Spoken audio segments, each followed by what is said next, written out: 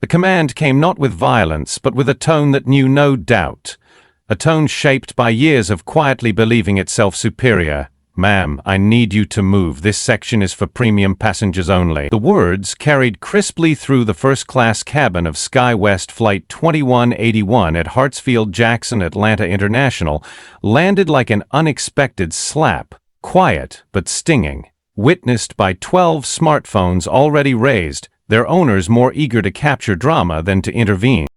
Elena Moore did not flinch. She looked up slowly from her paperback, an old, worn copy of The Souls of Black Folk, and raised her eyes to meet those of the flight attendant, Amanda Price, a woman with tightly pinned blonde hair and the demeanor of someone who had spent a lifetime policing who did and did not belong in certain spaces. Elena's voice, when it came, was neither defensive nor indignant, but calm and steady. The kind of voice that had once persuaded Wall Street to back her foundation, the kind of voice that frightened men in tailored suits who realized too late that power did not always announce itself with loud cars or expensive watches. "My boarding pass says 1A," she said, holding it forward, steady as stone. Amanda barely glanced at the screen before repeating herself with sharper edges. "I said, this is for premium passengers. Coach is behind you." In that moment, in that pause pregnant with disbelief, the air inside the aircraft seemed to thicken. A silence fell. Not the soft silence of sleep, but the brittle one of judgment, of whispered assumptions confirmed. 2 rows back, a businessman in suspenders shook his head. "These people always try it," he muttered, not bothering to lower his voice. His phone, however, stayed up, recording, always recording. Amanda's voice rose just enough to draw the attention of a tall man in uniform stepping out of the cockpit, silver bars glinting from his shoulders. "Captain Bill Harding." "Is there a problem here?" he asked, though his eyes didn't scan for fairness, only for efficiency, and when they landed on Elena, his expression hardened with the kind of certainty that often passes for experience. "She's refusing to go to her assigned seat," Amanda said. "She's trying to claim first class." Elena held her ground. "I'm not claiming anything. I bought seat 1A 3 weeks ago, fully paid." The captain's tone turned bureaucratic. "Ma'am, we don't want to escalate. You need to take your proper seat or deboard." And still, she did not raise her voice, did not wave papers or plead.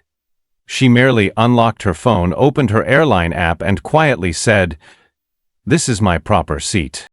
Behind her, the murmur of the cabin grew louder. One passenger, a woman in her 60s with a cropped gray afro, whispered to her husband, "You see how calm she is? Something's off. They're gonna regret this." Outside, on Gate 12B, the scrolling board read, "SkyWest 2181 to New York, departing 2:41 p.m." Inside, the first-class cabin was no longer a place of rest and wine lists. It had become a stage. And in 35 minutes the curtain would rise. Elena Moore did not look like someone who belonged in any particular place, which was both her shield and her curse. She dressed the way many powerful women of color learn to dress once they have nothing left to prove.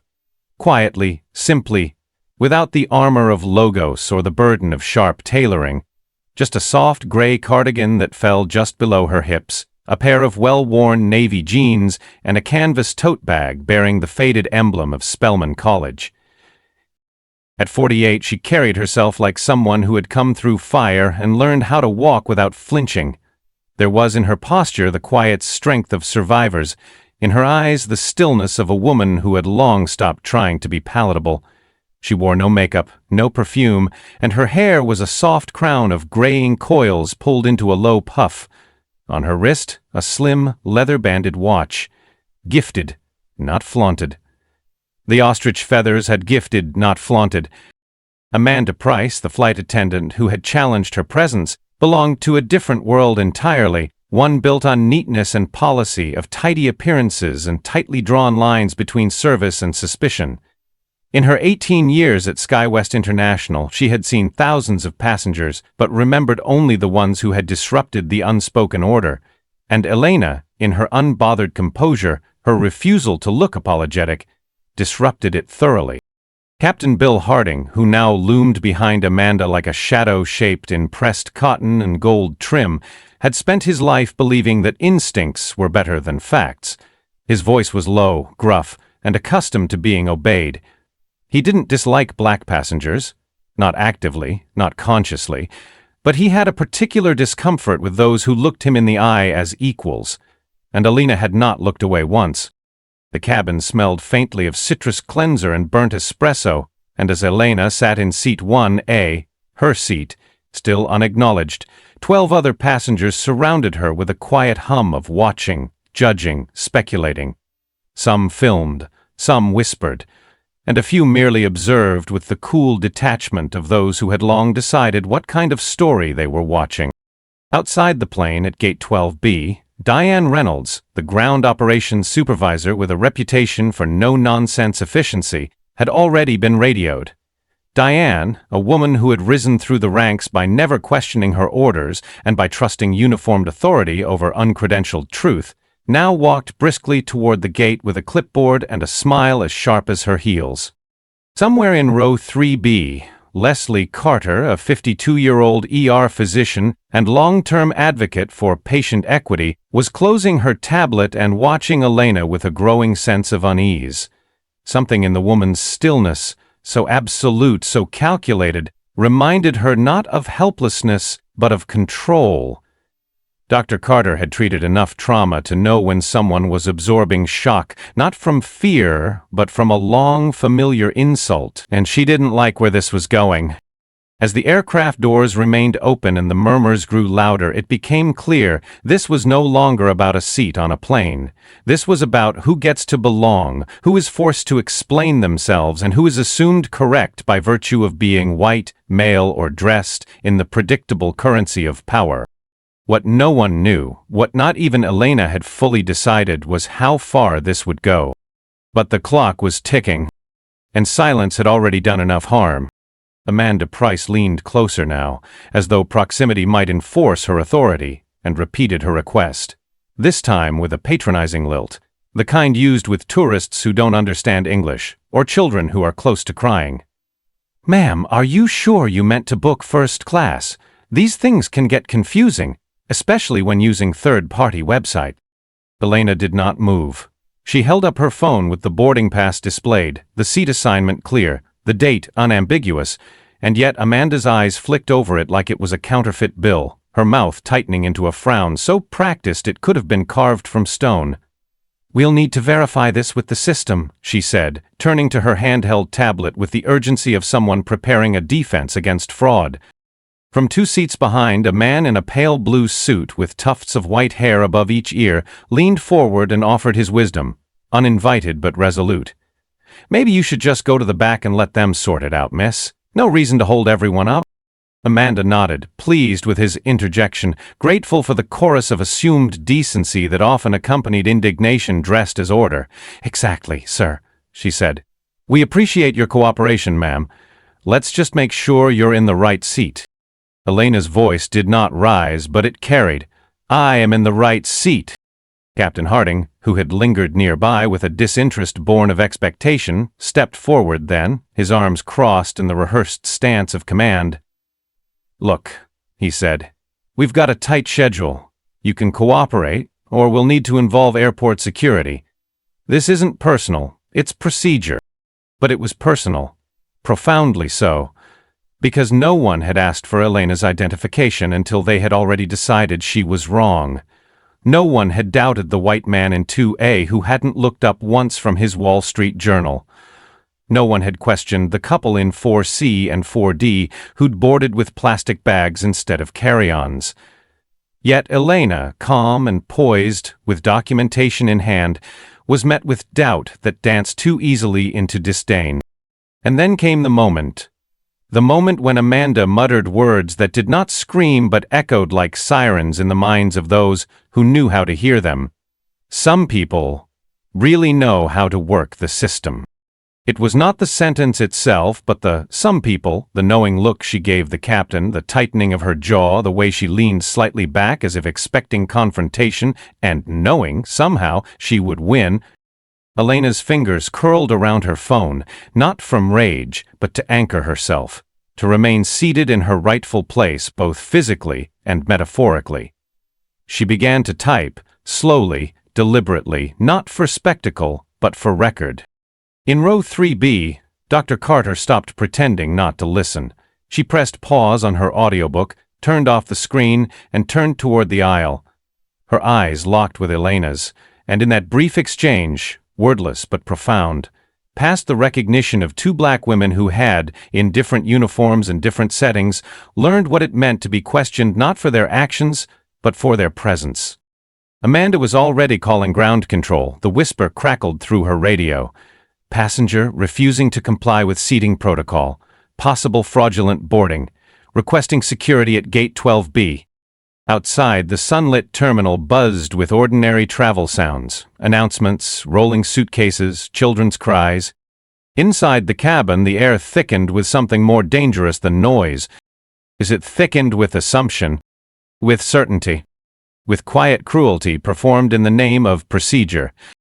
Elena typed steadily, her fingers moving with the practiced rhythm of someone who had spent years documenting everything.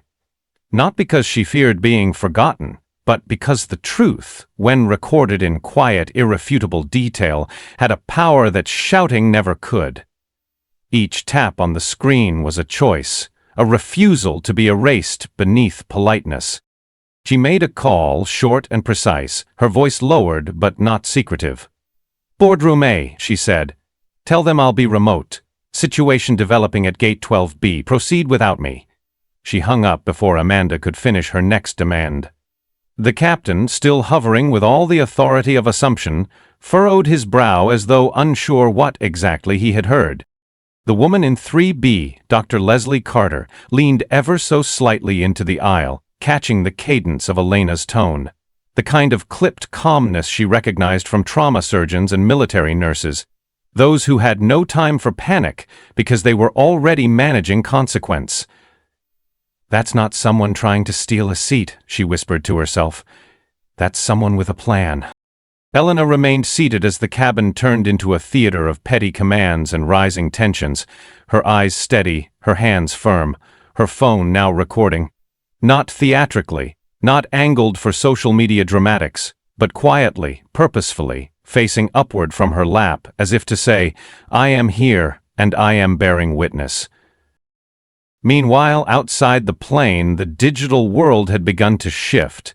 The passenger in 6C, a college student with a laptop covered in activist stickers, tweeted a single line, "Black woman in first class being accused of fraud.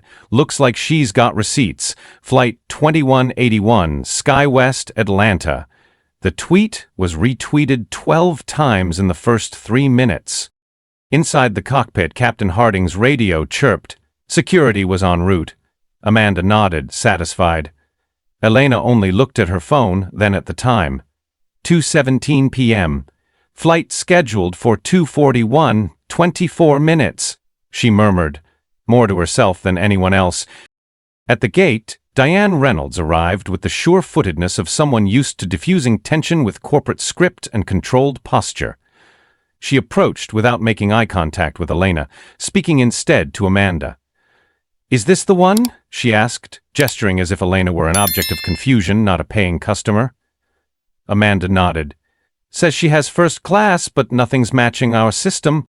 Elena stood now, not in protest, but in precision. "Everything matches, you're just not looking." And then, like the first crack in a dam, Dr. Carter spoke, her voice clear but without confrontation.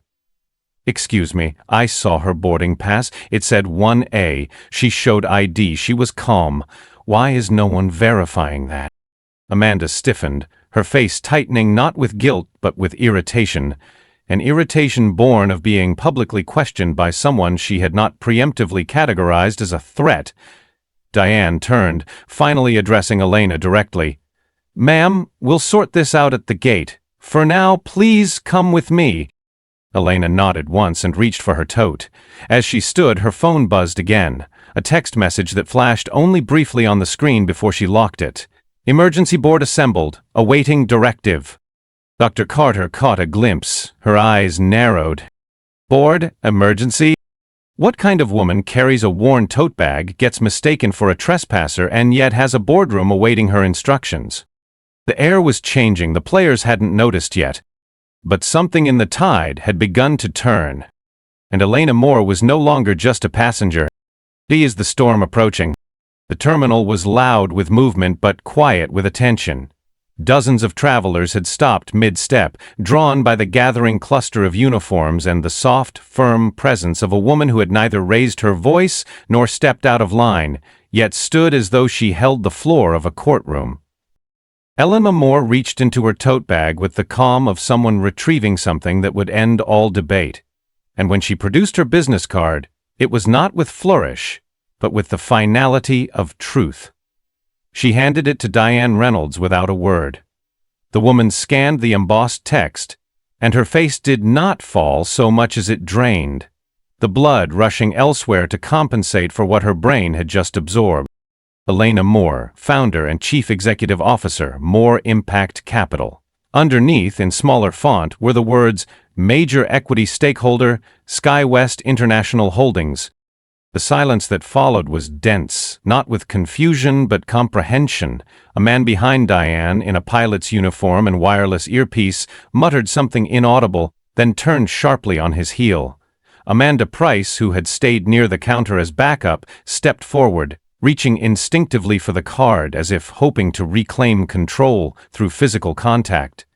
Elena did not hand it to her.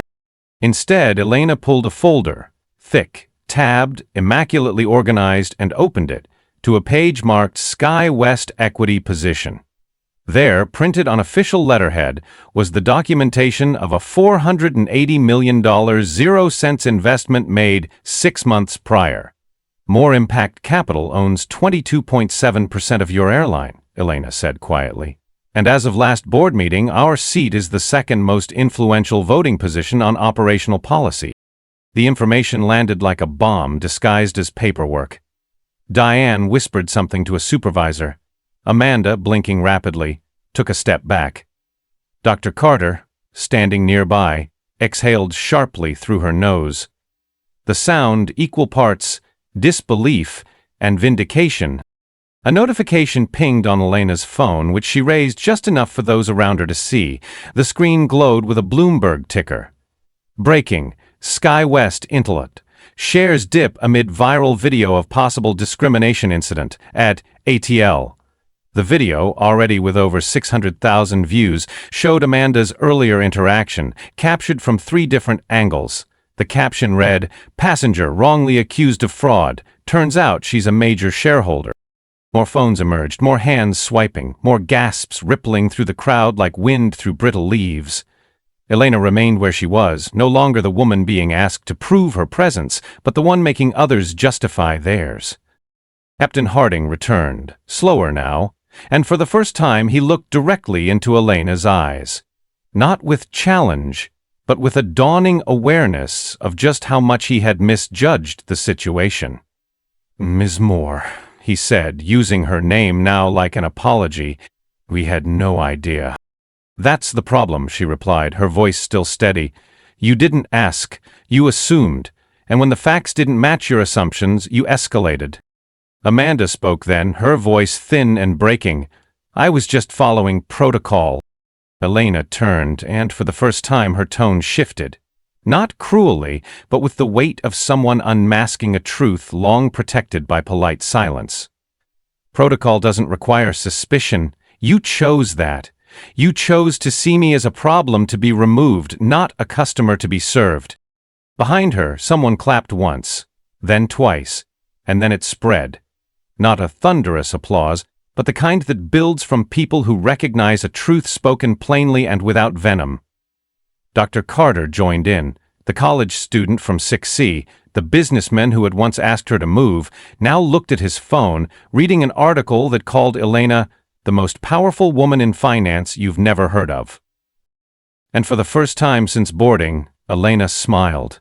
Not widely, not with triumph, but with the quiet knowledge that the game had changed, not just for her, but for anyone who'd ever been told they didn't belong, before anyone had asked who they were. Elena Moore did not raise her voice, did not call for heads to roll, did not savor the awkward silences or trembling apologies now cascading around her like the brittle echoes of a crumbling system. Instead, she turned her attention to the nearby media aide who had just arrived, whispering hurried updates into a phone, and spoke clearly enough for everyone to hear. "I'm not interested in individual punishment," she said. "That would be too easy and, frankly, too small. The problem is not Amanda or Captain Harding. It's the certainty they had.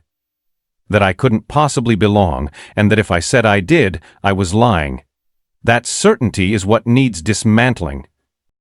Amanda stood frozen, her mouth slightly open, eyes reddening not from shame alone but from a dawning comprehension that this was not about her job, her protocol, or her fear of forged tickets. It was about the fact that somewhere along the line she had been taught, quietly, implicitly, that trust was not extended equally. And now she had been named not by accusation, but by me. Elena turned again to Diane Reynolds, who held the business card in both hands as if afraid it might vanish, and continued. "What I want is policy, not pity.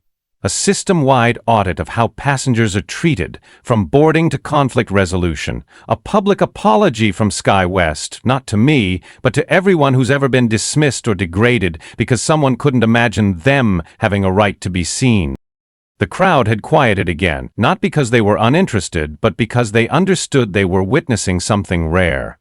A person who had every right to be angry, choosing instead to be effective. Elena outlined 5 demands. Structured, specific, free of personal grievance but heavy with principle, anti-bias training for all frontline staff, anonymous reporting systems for passenger mistreatment, independent oversight, quarterly progress reports, and the tying of executive bonuses to measured improvements in equity outcomes. There was no negotiation, only clarity. Elena spoke not as someone asking for favors, but as someone reminding others what accountability looked like when no longer dressed in fear. "This isn't about me," she said. "I'll be fine. It's about the next woman in row 22, flying with her child, wearing jeans and hope, who will be spoken to like she is trespassing in a space she paid to enter. It's about her." And with that she closed the folder, tucked her phone back into her tote, and turned not to the airline officials, not to Amanda or Diane, but to the waiting passengers who had gathered like an uninvited jury. "I apologize for the delay," she said, and this time they listened, not out of politeness, but out of respect. "Some delays," she added, "serve a greater purpose." No one moved for a moment. Then Dr. Carter stepped forward and said what the room had not yet had the courage to say aloud. "You just changed something that needed changing." Elena met her eyes and nodded, not triumphantly, not tearfully, just with the calm of someone who had done what needed doing and refused to celebrate that which should have never required effort in the first place. 3 months later, Elena Moore boarded another SkyWest flight. Same gate, same aircraft type, same seat. 1A.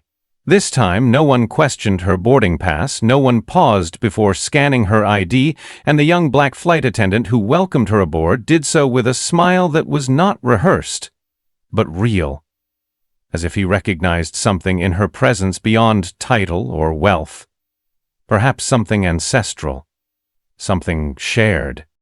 "Miss Moore," he said, "it's truly an honor. Let me know if there's anything I can do for you today." She nodded, grateful but unembellished, and settled into her seat with the quiet satisfaction of a woman who had not demanded change but insisted upon it. Across the aisle, a teenage girl with braids and a book in her lap glanced over, and Elena gave her a small, knowing smile. The girl smiled back, unsure why it mattered, but sensing that it did. Outside, the headlines had moved on. Inside the company, the system had not. Executives now sat through monthly equity reports, reviewed by third-party panels. Anonymous reports were logged and acted upon within days, not weeks, and new hires were trained not just in emergency procedures, but in dignity. Elena didn't boast of it.